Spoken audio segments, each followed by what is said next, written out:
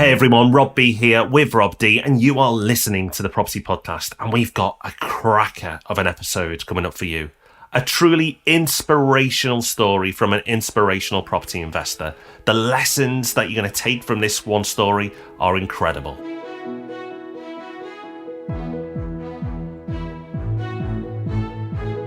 Welcome to the Property Podcast, where every single Thursday property investors come to be informed and inspired.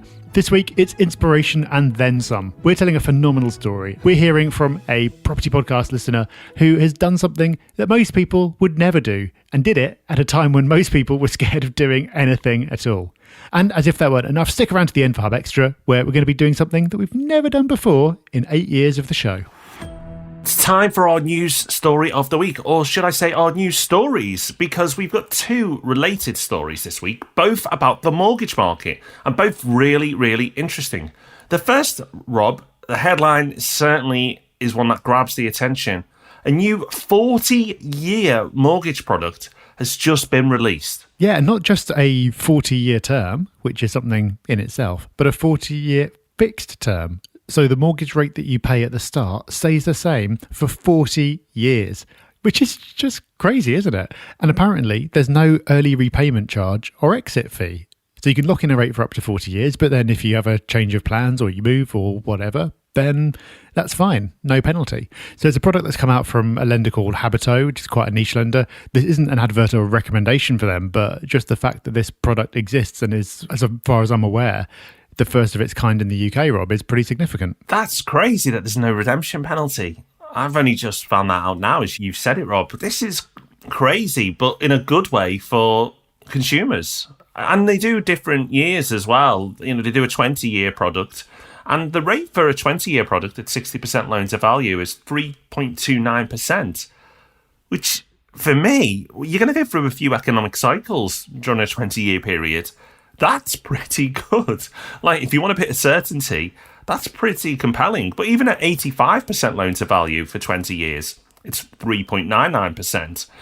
The rates obviously move up as you get closer to the 40 years, but a 20-year fixed product is pretty enticing to the majority of homeowners who feel like the home they're in is potentially the one they're likely to stick in for some time. But then again, as you said, Rob, if you don't have a redemption penalty and you can come out when you want, feels like the risk is very much on the side of the lender and not you. Yeah, definitely. I did a 10-year fix recently, actually, and the rates were far better than the 10-year fix that's been talked about for this product, but there are significant early redemption penalties, so I had to think really carefully about whether I wanted to lock in for that long, because you really are locked in. With this product, the rates are quite a bit higher, so it's a real trade-off. It shows the importance of really understanding every aspect of a product, not just looking at the rate and thinking about your plans and your goals and what's likely to change and how much you value price versus flexibility and all that kind of thing. But whether this product is right for you or not, having more variety in the market and more types of product out there has got to be a good thing. And talking of more products out in the market, Metro Bank has launched a near prime residential mortgage. And what does near prime mean? Well, it basically means people with a credit score that is below average. So the bank has just released this product. And to give you an example of the profile of applicants they're willing to accept now, they include people with county court judgments, CCJs, that are unsatisfied, so still haven't been settled. This is quite a product because it's 80% loan to value as well. It's not a huge deposit for residential. Products like this coming out now are really interesting to us because it's showing a flexibility in the mortgage market. It's showing that they're trying to open up new areas of business and attract people in. Things are getting more competitive.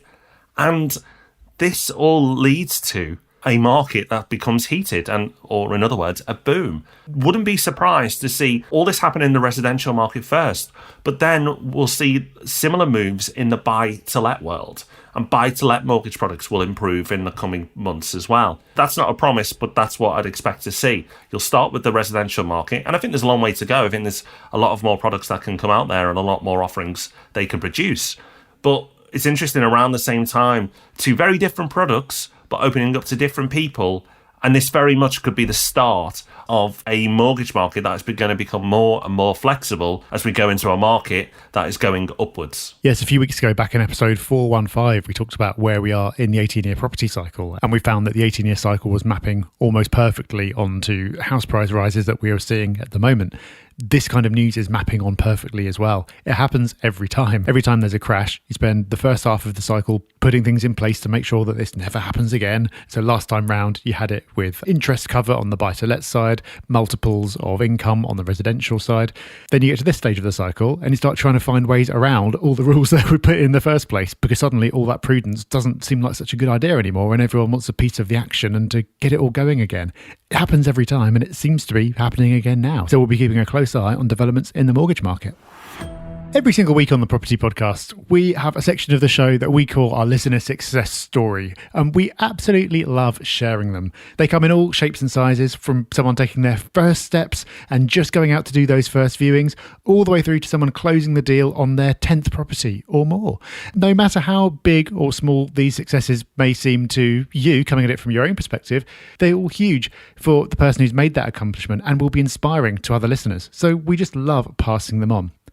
Well, today we are sharing a longer form success story. We're hearing from a hubber who's been taking some serious action and is not letting anything stand in her way, despite there being a lot that has stood in her way. So today you're going to meet Elly. Elly's story features in our next issue of the Property Hub magazine as well, so you can go subscribe now if you're not already, propertyhub.net/magazine. She's in her mid-50s and lives in West Sussex, and a couple of years ago she made the decision to do, what you do, start investing 350 miles away, all the way up in the northeast of England. Going into 2020, she'd made some really good progress. She'd got one property under her belt, she'd bought it, refurbed it, and had it rented out.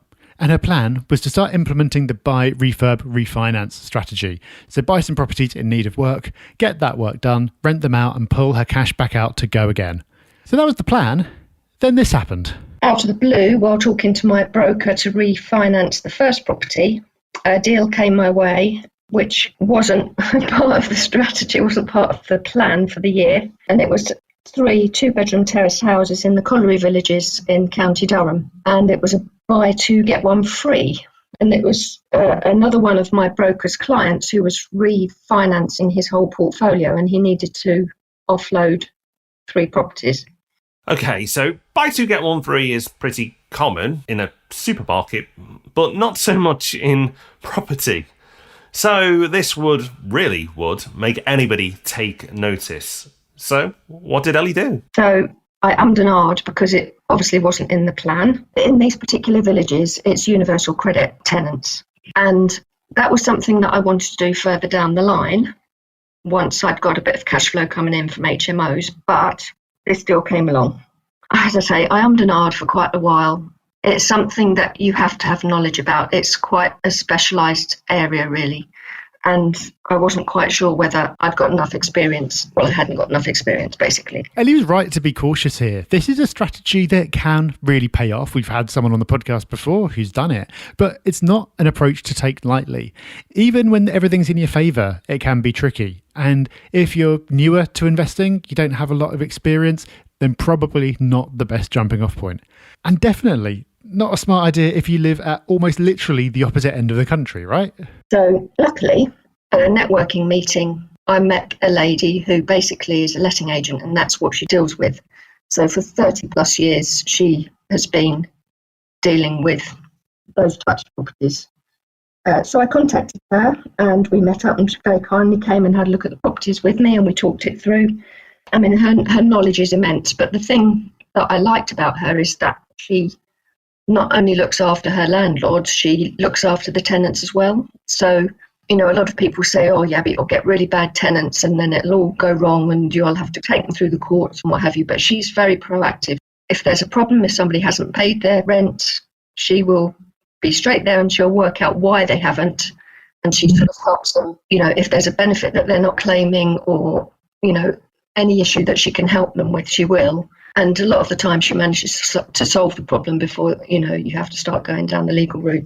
But she also helps them with other things as well, with life skills that quite a lot of tenants don't have. So, she's great from both sides. And that was the thing that drew me to her. It sounds like she's found an absolutely brilliant letting agent here. We speak a lot about local knowledge and building a strong team of experts around you, and Elly's done exactly that. She's been going to networking events to improve her knowledge and her own business network, again, something we've recommended on the podcast, and she's found a vital cog to help her build her business. So let's hear a little bit more about these properties. So the 3 properties, one had been empty for about coming up for 5 years. The other 2 were tenanted. So basically the deal was that I bought all 3 on an exchange delayed completion. So I would exchange and then 3 months later I would complete. And in those 3 months on exchange, I would have key access to the empty property, which would give me the opportunity to refurbish that one and then be ready to refinance all 3 just before completion. Isn't it mad that you've got a property that's been empty for nearly 5 years? You hear about distressed sellers. This certainly seems to be a portfolio in a bit of distress, which has created a unique deal, literally buy 2, get 1 free. And a creative way to do the deal as well with that delayed completion. So Elly can get in, get everything ready before having to take on all the obligations of those properties. So although she's taking on a slightly challenging situation, because the vendor is motivated, she had the opportunity to go in and do the work that was needed before taking on any of the obligations of owning those properties. So not bad. She's got a key team member, done a great deal, structured it well. What could possibly go wrong? So at the beginning of last year, when life was normal, that was the plan. Then COVID hit. I pulled back for a while, not quite sure what to do. The vendor, after about 6 weeks or so, wanted to move the sale forward. And so I decided to go for it. Normal life. Remember that? Okay, big impact. And a bold decision from Elly. So let's hear what happened next. Obviously, with COVID, lenders were a little bit more hesitant and what have you. So there was the possibility that what if I couldn't get finance? My broker was fairly confident that I would be able to, but I just felt that I would hold that cash just in case, which I'm so pleased that I did. So I exchanged, got the keys for the empty property, and my letting agent luckily had a team of builders who are great at doing that type of property. That's what they do all the time. So we got the builders in and started the project. So Elly wisely decided to proceed with caution, but let's not undersell the bravery here of her proceeding at all. This, remember, is a very challenging situation to be going into, even in normal times. If you think back to what the world was like in March, April 2020, there was so much fear around everything. Going and taking on something like this was a seriously brave move. But as well as having the bravery, you need to have the ability to do that. And luckily, Elly did. This is where sitting on cash can feel like it's painful because it's just sitting there losing money against inflation. But it can come in really useful because it can let you get a deal done in circumstances just like this. So let's hear what happened next.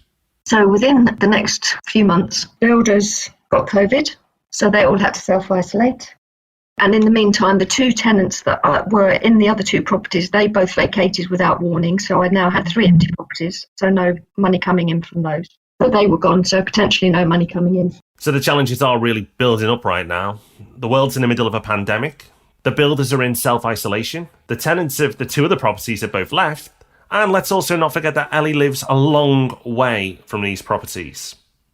So what happened next? I then got key access to the other 2 now empty ones. So I thought, great, I'll get some builders in and we'll get those ones refurbished, which wasn't in the plan initially because obviously got tenants in. It's very difficult to work around tenants. But in actual fact, it's worked out in my favour because it means that I've been able to refurbish those.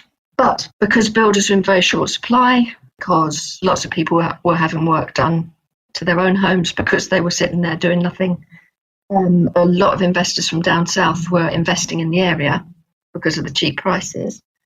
The materials were really hard to come by, plaster and what have you, so that slowed things down. The house that the builders were working on, that was broken into, so all my builders' tools and supplies were stolen, and the kitchen that was about to be fitted was stolen. Loving Elly's positivity here. The tenants all left, but she's seen it as an opportunity. So she's had her fair share of bad luck. The brand new kitchen getting stolen as well. Surely now that's all the bad luck that this project can have. And then when it was starting to get close to September and we'd started the process of refinancing, we're getting the refinance in place, Two lenders pulled out on me, one of them only 9 days before completion. Luckily, I had kept back the cash. The lender that pulled out at the last minute decided that I could have bridging finance, but I was particularly cross with them at that point, obviously, so I turned down their bridging finance and I used my own money. And I'm so pleased that I did, because through the subsequent lockdowns, I haven't had, massive bridging costs. It's just been my money. And yes, it means that my money's been tied up and I haven't been able to go for any more properties. But, I haven't had massive payments that I've got to be paying out. I've just got my holding costs, my basic holding costs. Unfortunately, in 2020, lenders were just messing a lot of people around. Elly was not alone here, but it still feels painful when it's happening to you, even if you know it's happening across the industry. And, this would be enough for anyone to crack. But as we said earlier, Elly was wise to keep some cash reserves and was able to take matters into her own hands. And that's so important here, because there could have been game over for her if she didn't have that pot of cash to fall back on. And so many people go into property right on the limit and don't have a penny spare. And things do go wrong. I mean, Elly's had a lot go wrong, but even minor things do cost you money. So she's been very smart there.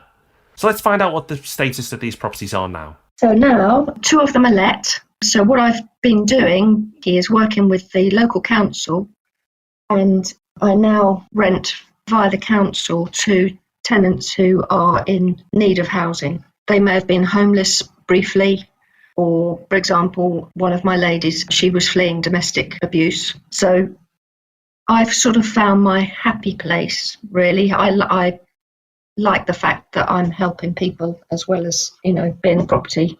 So great news. 2 of the properties let, with the third sounds like it's going to be ready very soon. And also seems like Elly stumbled across a new strategy that's not one you see talked about very often, but it seems like it might just suit her really well. So what do the next 12 months look like for Elly? So this year my plan is to hopefully take on 2 more properties, which I'm aiming to do sort of through the supported living strategy, working with charities or registered providers. So it's sort of what I'm doing now, but in a more structured way, I suppose. And Elly's confident with this new approach, not only because she went through quite a difficult experience and she's handled that and come out the other side, but also because she's got a great team on the ground now. Again, 350 miles away from where she lives. She needs that team, but she's got it. Oh, definitely. It's quite worrying, actually, at the moment, because there are a lot of people buying in the northeast because they see cheap properties and, they see the potential return on them, but they really don't know what they're buying into. And it really is, you have to have somebody on the ground who knows what they're doing. And it really does worry me. I mean, I've done posts on social media about it because, I would hate somebody who's saved up money or, been lucky enough to inherit some money or whatever to think, I can get 3 houses up there, I'm going to get, 15% return on my money. Oh, this is great. You have to have the people on the ground who know what they're doing. It's a lot of hard work for a letting agent, and some people, I mean, I've spoken to people who think they're going to do the management themselves, but it is so specialised. So clearly education has played a big part in Elly's success so far and will do in the future as well. So what does education look like for Elly? Well, when you find out what she's reading, it's obvious why she's done so well. Well, I mean, for me, just generally, I mean, I've educated myself. Rob's books started me off, and I think anybody thinking of starting up, just educate yourself as much as you can. There's lots of free info out there. Obviously, being careful that you are getting the right information from reputable people, but you have to educate yourself. Lots of reading, lots of listening to podcasts, that sort of thing. Listening to books on Audible when you're out walking. And then it's researching an area. I mean, I invest a long way from home. It's hard. It's very hard doing it from such a distance. I mean, I'm 350 miles away. Obviously, there's a reason that I do that, and that's because my husband's from there and we've got family there. So I do know the area. If you've got a good sourcing agent or you've got, a good letting agent you can trust, but it can be done. Wow, Rob, investing during COVID has been a difficult process for all involved, but Elly seemed to be tested on every single front. And she's passed with flying colours. She's done so well. And there's so many lessons that could be taken from her story. What really strikes me about this, and absolutely loved hearing her story, but the thing that got me is that if she'd come to me and said, I'm thinking about doing this, I've got one property, I'm thinking about getting into buying properties 350 miles away in challenging areas, I don't know anyone there, but I heard you can get a good return on your money. What do you think? I'd say, no, that sounds like a terrible idea.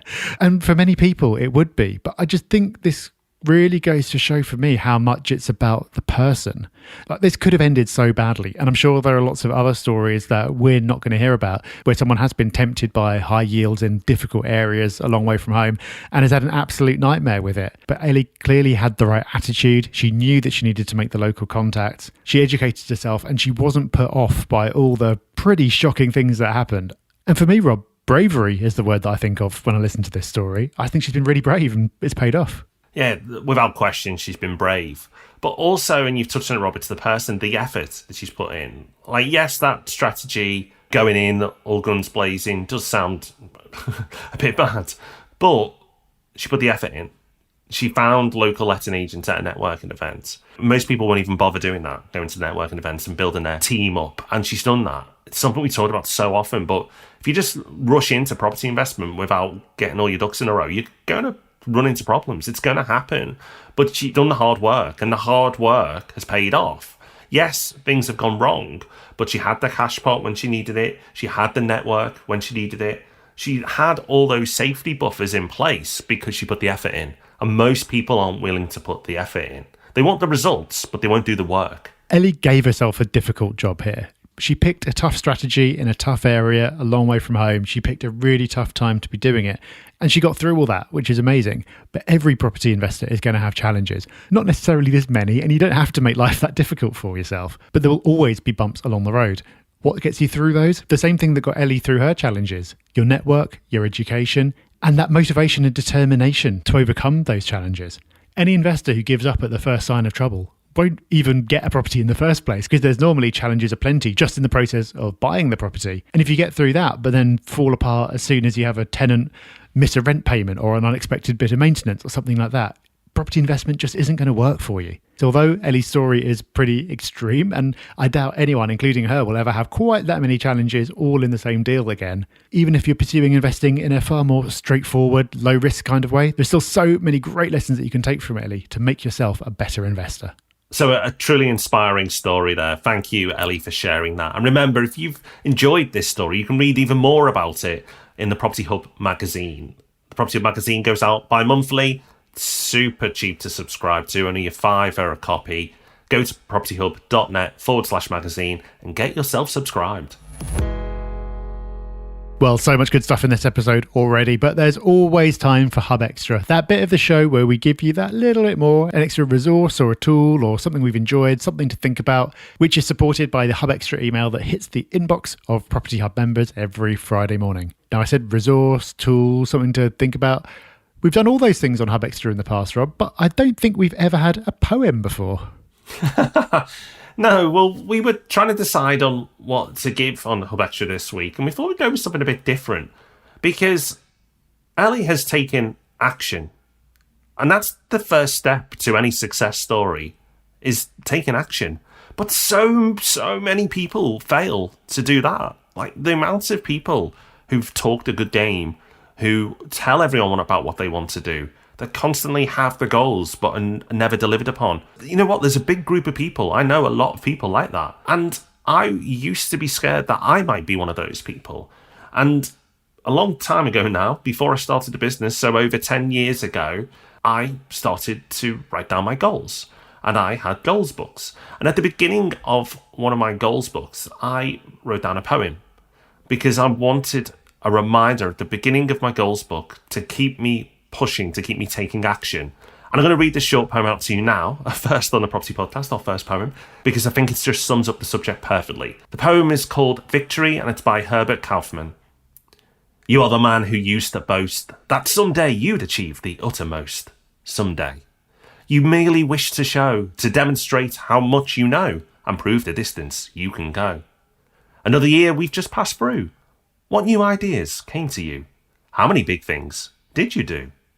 Time left 12 fresh months in your care. How many of them did you share with opportunity and dare? Again, were you so often missed? We do not find you on the list of makers good. Explain the fact. Ah, no, 'twas not the chance you lacked, as usually you failed to act. Very nicely done, Rob. I'm just seeing if the domain poetrypodcast.com is available in case you fancy doing a spin-off.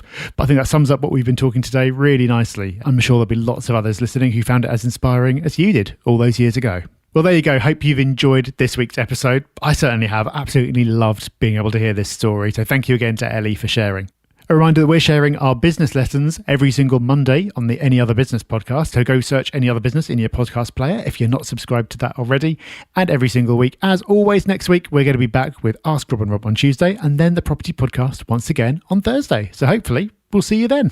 Bye-bye. Bye-bye.